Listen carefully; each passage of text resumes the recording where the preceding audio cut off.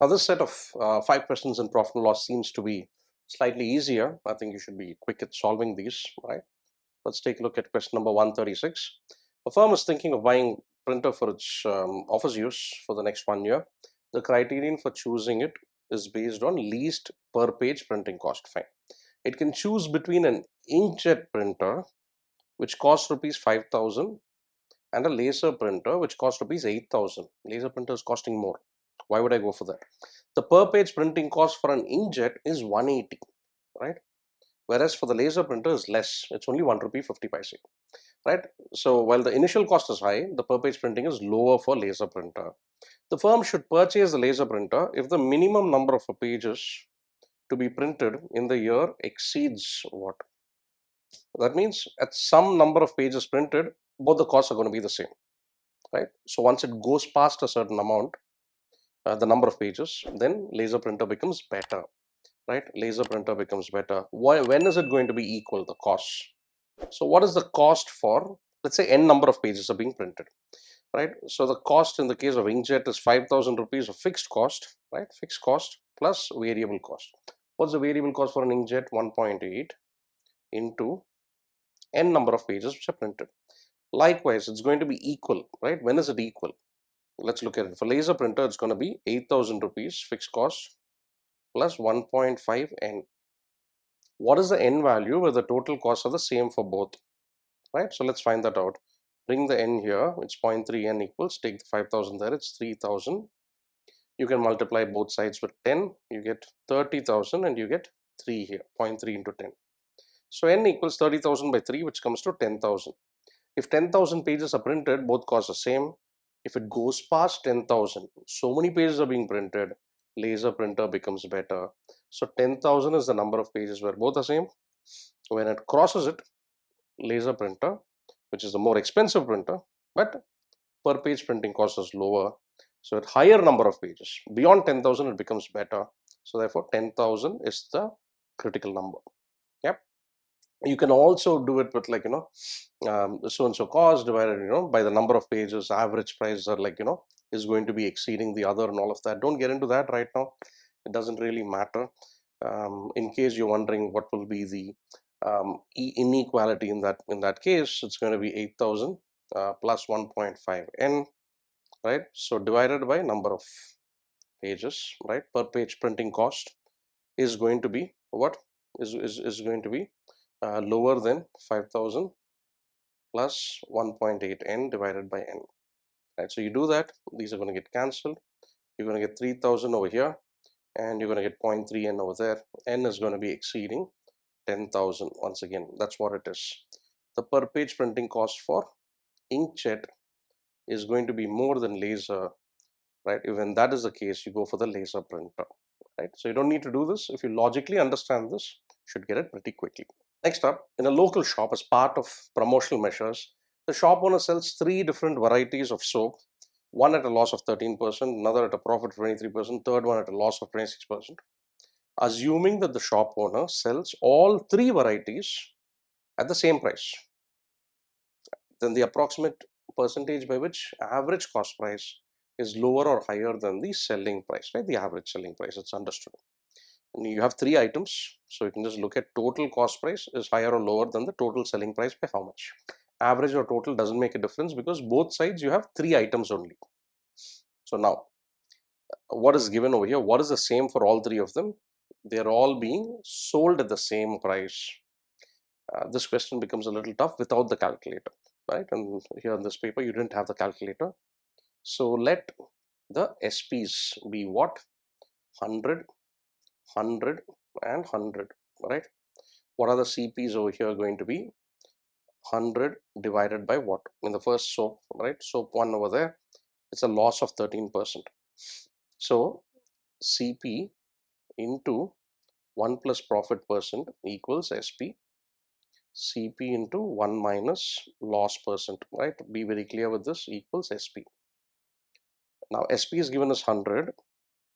SP divided by this multiplication factor. The first case is 13% loss. 1 minus 13%. 1 minus 13 by 100 is 0.87. SP by 0.87. I'm not writing it down. Think and come up with this. Don't be dependent on writing these. On multiplication factor, you should be familiar with, right? So extensively covered in the percentages lesson, right, at mockat.com. Just go through it, please. Now, what is it if it's a profit of 23%, right? Profit of 23%, SP is 100 divided by 1.23. If you're not going to be doing these, you're going to be taking a lot of time. Better to go for other questions. You'll run out of questions. You have to get familiar with this. Loss of 26%, then it's 1 minus 0.26, that's 0.74, right? 0.74. Multiply and divide by 100 everywhere, right? Get rid of, the decimal, get rid of the decimal, it becomes 123. I'm adding, multiplying and dividing by 100 over here. What are these values roughly going to be? 187s are 87, 130, one more 87. I'm left with a 43, 430. 430 is roughly what? 90 into 5, right? Roughly 115 something, right? Next, approximate, right? Next up, 123. 125 into 8, right? 125 into 8 is 1000. That is 123 into 8. I'm left with a 2 8s are 16. 160. In 160, 123 is there. The remaining is just a small value, 37. You can ignore that. And what about this? 174s are 74. 26, 260. 3 times this. 3 times this is going to be 222. 260 minus 222 is 38. 380. 380 is about 5 times this, right? 5 times 74. 5 times 70 is 350. Little more, close to 380. You can stop at this. What's the total? What's the total CP? Right, let's write it here. Total CP is how much? 115 plus 135, that's 250. 250 plus this comes to 331. What is the total selling price? That's 300, right? Average is going to be divided by 3. Fine, we can write that down if you want. It comes to 110.33, and over here it's going to be 100. Now what's the question? The average cost price is lower or higher than the selling price. Cost price is higher than the selling price, so it's not lower, it's not lower, it's higher. Higher by how much? Higher by 10.3% roughly. That's close to 10.5. 10.5% higher it is, right, than the selling price, which is 100 itself. So the difference itself becomes the percentage over here. The answer is option 1. On to question 138. Suntex company plans to manufacture a new product line of razor next year. Fine. And sell it at a price of rupees 12 per unit. Fine. The variable cost per unit is estimated to be 50% of the selling price. 50%, half of this is, so VC equals rupees 6 per unit. Revenue over here is given as rupees 12 per unit. Fine, let's continue. The fixed cost is given to us as 50,400. Very good. Based on the estimates, how many units of the new product will company Suntex need to manufacture and sell in order for their revenue to equal the total cost for each production run? Total cost, that's it. Revenue should be equal to cost. Revenue should be equal to cost. We need to find the number of units to be produced. Let the number of units be n. 12 into n is the revenue, right? 12 rupees per unit into n units. The variable cost is going to be 6n. What is the fixed cost going to be? 50,400. That's it. So take the 6 in there, you get a 6n, n equals 5,400 by 6. 8 6 are 48, 24, 4 6 are 24, 0 0. Answer is option 3, 8,400 units. On to question number 139. Again, FMS papers are no longer there, but and they generally tended to be easy, right? So let's look at it. A space research company wants to sell its 2 products, A and B. If product A is sold at 20% loss and product B at 30% gain, the company will not lose anything, not gain anything. So what is happening over here? Product A is sold at a 20% loss. 20% loss on the cost price. Let the cost price be A, CPs be A and B.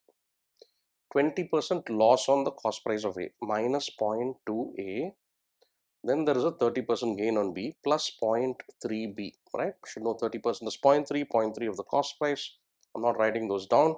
Should know it, yeah. Otherwise, refer to the concepts and come back to this video. Now, this is equal to 0, right? You're not losing anything, no profit, no loss. So what can I immediately say over here? I take the 0.2a there. I get 0.3b equals 0.2a, and I get a by b as 0.3 by 0.2, which is 3 by 2, right? I can take a to be 3x and b to be 2x, right? And what are a and b? The cost prices. Fine. What about the next sentence over here? If product A is sold at a 15% loss, 15% of minus 0.15 into 3x, and product B is sold at a 15% gain plus 0.15 into 2x for product B, then what's happening? Overall, the company will lose. There is a minus 6 million, right? Million I'm not writing, it's understood. We'll add the million in the end.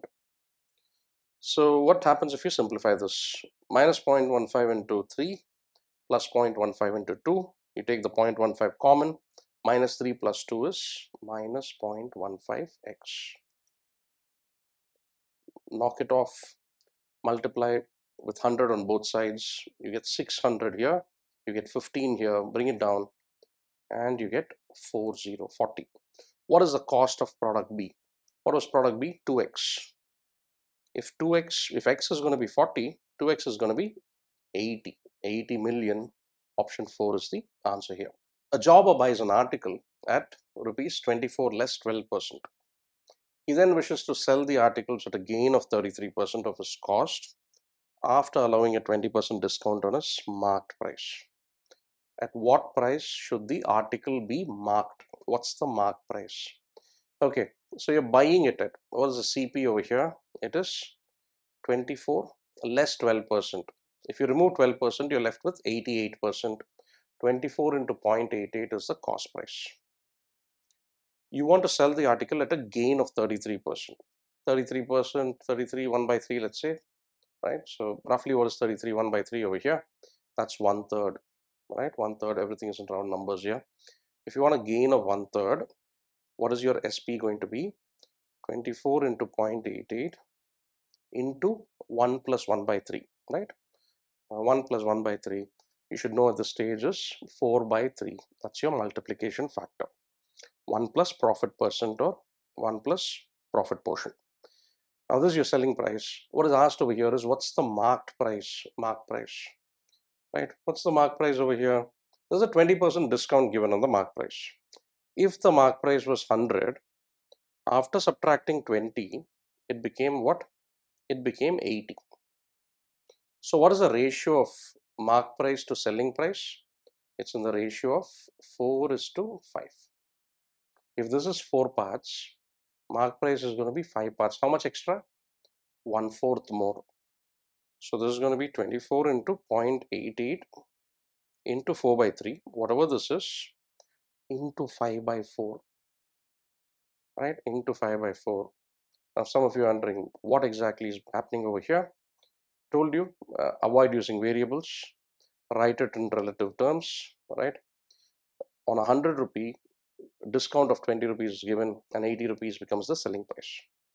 So ratio of selling price to mark price is 4:5. You can also use the index method, which has been covered. If 4 is this much, then 5 is what? Product of the known diagonal divided by opposite value. This into 5 divided by 4, and that is your 5 into 5 by 4 in the end. So now if you simplify this, 4 and 4 are off, 3 you divide over here, and you get an 8. 8 into 5 is going to be 40, right? 8 5s are 40.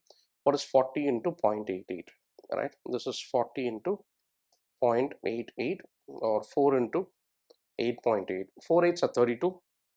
4 into 0.8 is 3.2. 32 plus 3.2 is nothing but 35.2, and we don't find it over here.